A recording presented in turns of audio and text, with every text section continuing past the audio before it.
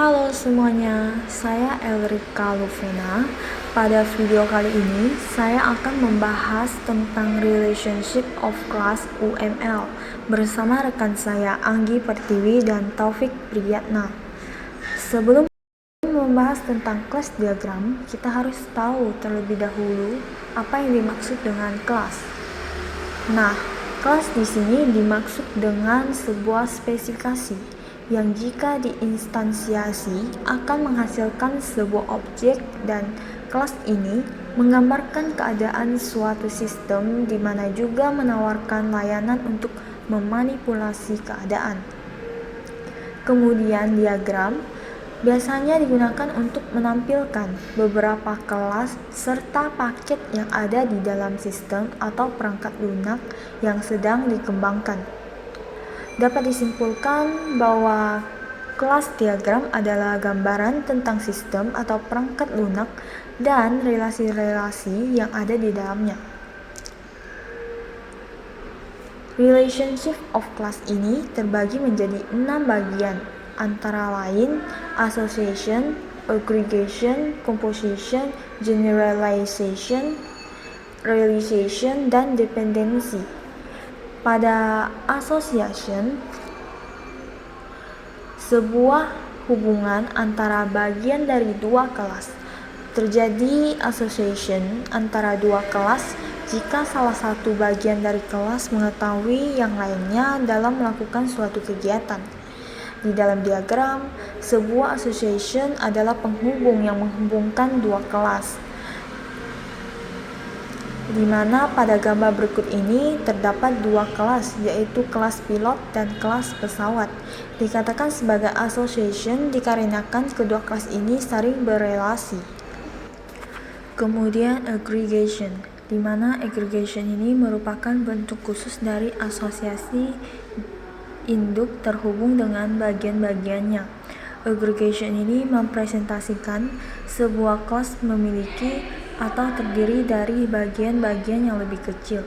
Dalam UML, relasi agregasi digambarkan dengan open diamond pada sisi yang menyatakan induk atau whole, biasanya juga disebut dengan belah ketupat. Berikut ini adalah contoh aggregation. Terdapat 3 kelas pada gambar ini, antara lain company, person, dan person.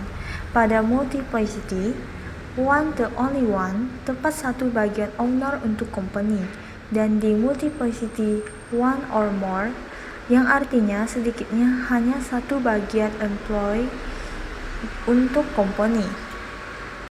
Selanjutnya ada composition.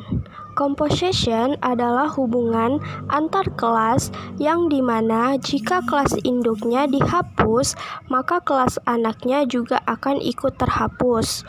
Composition ini ditunjukkan dengan garis antara kelas anaknya ke kelas induk tersebut, dimana juga diikuti dengan bentuk seperti belah ketupat di ujung garis yang mengarah ke kelas induk. Adapun contoh dari composition yaitu seperti berikut, di mana pada contoh tersebut terdapat 4 kelas, yaitu kelas car yang termasuk dalam kelas induk, kemudian kelas handle, agents, dan try termasuk dalam kelas anaknya. Jika kelas car tersebut dihapus, maka kelas handle, agent, dan try juga akan ikut terhapus. Otomatis hal ini kelas handle, agent, dan try tersebut tergantung pada kelas car tersebut. Kemudian selanjutnya ada generalization. Relasi generalization adalah relasi antara sebuah kelas yang lebih umum dengan sebuah kelas yang lebih spesifik, di mana sebuah generalization ini ditunjukkan dengan garis antara kelas spesifik ke kelas umum dan diikuti dengan segitiga yang menunjuk ke kelas spesifik tersebut. Contoh dari generalization yaitu sebagai berikut, di mana terdapat 3 kelas, yaitu kelas people yang termasuk dalam kelas umum, kemudian kelas petugas dan kelas kasir yang termasuk dalam kelas spesifik. Hal ini menunjukkan bahwa kelas petugas dan kelas kasir merupakan bentuk yang spesifik dari kelas people tersebut. Selanjutnya, realization. Realization merupakan hubungan antar kelas di mana sebuah kelas memiliki keharusan untuk mengikuti aturan yang ditetapkan kelas lainnya. Biasanya, realization digunakan untuk menghubungkan antar interface dengan kelas yang mengimplementasikan interface tersebut. Realization dinotasikan dengan garis putus-putus dengan segitiga di ujung. Pada contoh kelas diagram berikut, di sini terdapat interface mesin ketik dan sebelahnya ada kelas keyboard, yang dimana kelas keyboard ini mengimplementasikan dari interface mesin ketik.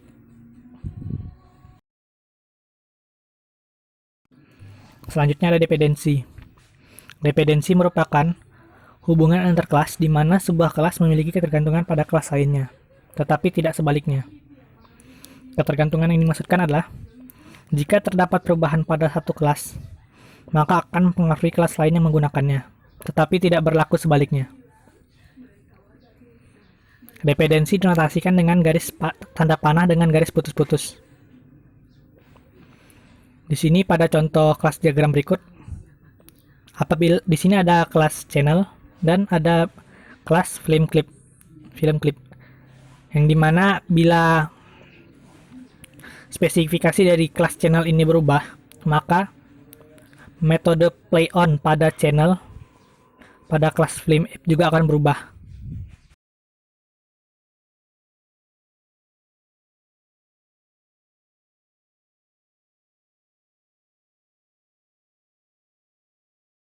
Baiklah, selanjutnya kami akan membahas tentang contoh dari kelas diagram. Pada contoh kelas diagram di sini terdapat 6 kelas. Yang pertama di sini ada kelas student, di mana kelas student ini memiliki atribut yaitu name dengan modifier private dan dengan tipe data string. Kemudian ada birthday dengan modifier private dengan tipe data date. Kemudian ada email dengan modifier private dengan tipe data string, dan yang terakhir ada home dengan modifier private dengan tipe data address. Selain itu, pada kelas student ini juga memiliki metode, yaitu ada method student dengan modifier public yang memiliki parameter name dengan tipe data string.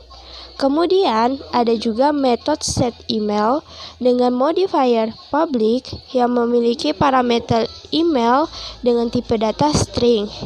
Lalu juga ada metode getEmail dengan modifier public yang memiliki nilai ringtone berupa string.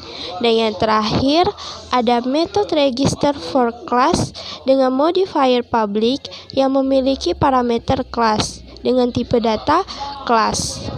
Pada kelas student ini memiliki kardinalitas terhadap kelas-kelas, di mana pada kelas student ini nantinya setiap satu kelas student akan mendaftar ke banyak kelas-kelas.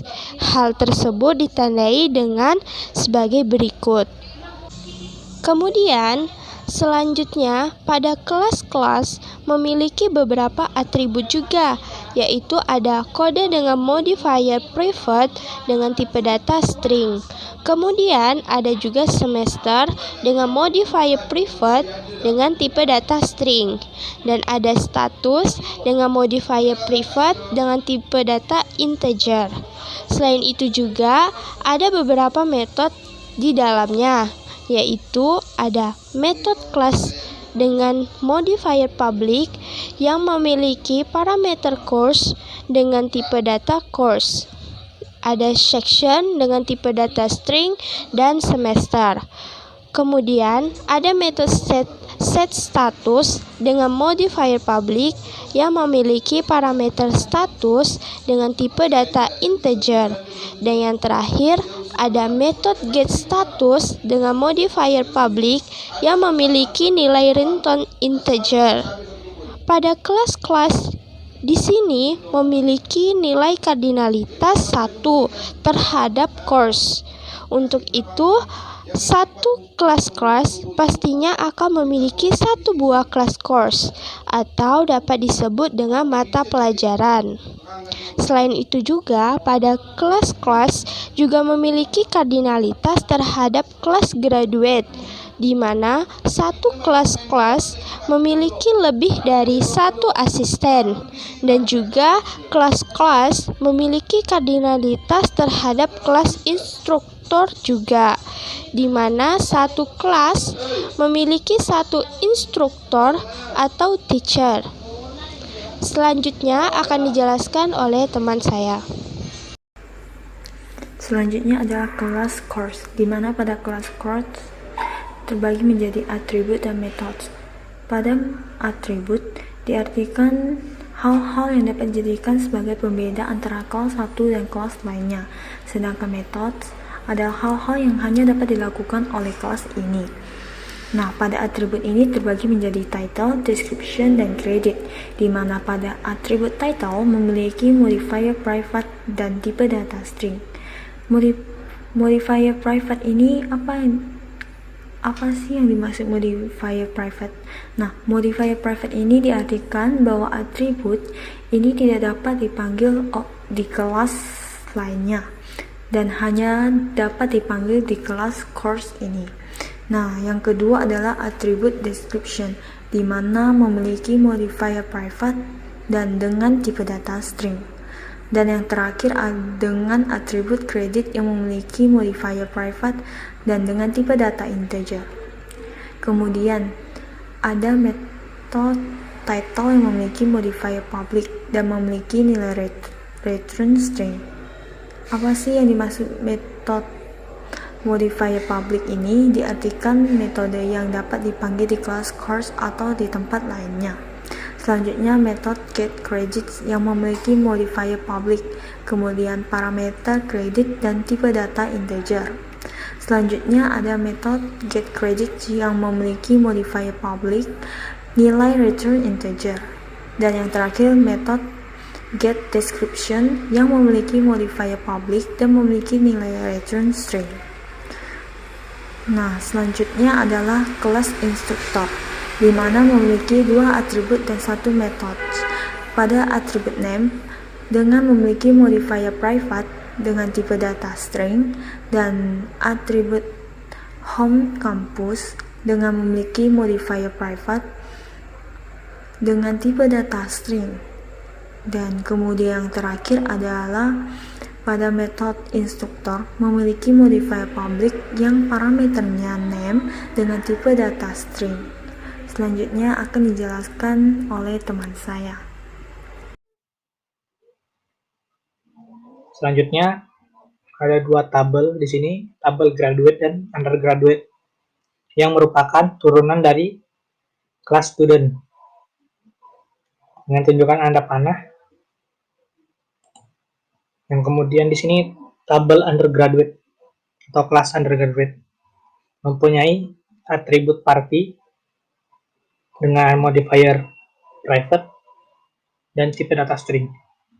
Kemudian undergraduate juga mempunyai metode addParty dengan modifier public, kemudian dengan parameter party dan tipe datanya string. Lalu selanjutnya ada metode getParties dengan modifier public dan tipe data string. Kemudian pada tabel graduate atau kelas graduate ini tidak mempunyai atribut, tetapi mempunyai metode apply for assistance dengan modifier public dengan parameter kelas dan tipe datanya kelas. Sekian video dari kami. Assalamualaikum warahmatullahi wabarakatuh.